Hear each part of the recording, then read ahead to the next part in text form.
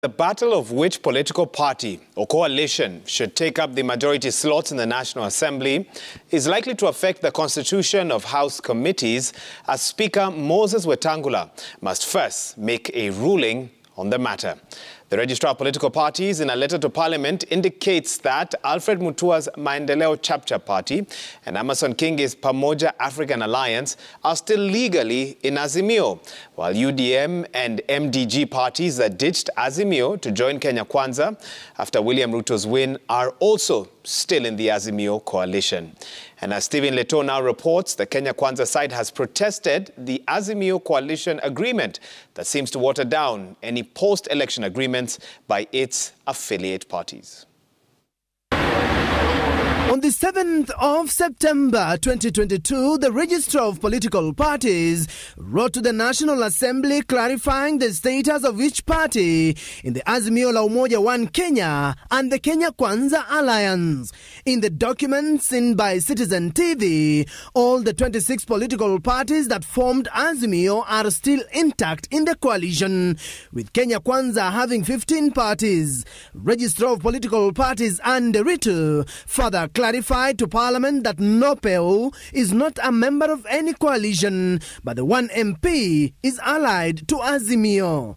The registrar pointed out that Dr. Alfred Mutua's Maendeleo Chapchap and Amason Kingi's Pamoja African Alliance PA are not recognized members of the Kenya Kwanza Alliance and are still listed as Azimio coalition party members, despite joining Kenya Kwanza before the August 9 polls. UDM and MDG have, alongside PA and Maendeleo Chapchap parties, filed constitutional petitions against their membership in Azimio One Kenya Coalition Party. As it stands, United Democratic Alliance UDA is the largest party in the National Assembly with 144 members, followed by ODM with 88 members. Jubilee Party is the third largest party in the chambers with 27 members, while Wiper has 26. All the other parties have less than 10 members each.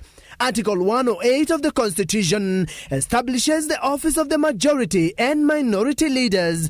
The majority leader is the leader in the National Assembly of the largest party or coalition of parties, while the leader of minority will be the leader in the National Assembly of the second largest party or coalition of parties. Azimio boasts of being the majority party, while Kenya Kwanza says it has ripped big from the post-election defections to give them a majority of members.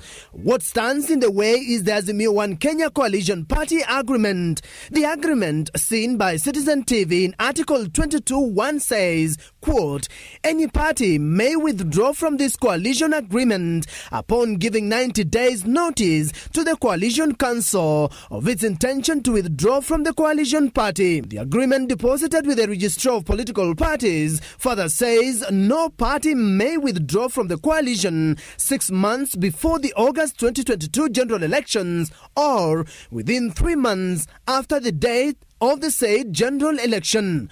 The UDM party has moved to court through Lunga Lunga MP Mangale Chiforomodo, who says, quote, I particularly take issue with the provisions of Article 22.2 of the coalition agreement, which curtail my freedom of association and my political rights to negotiate and join a coalition until the lapse of 3 months after the date of the August 2022 general elections.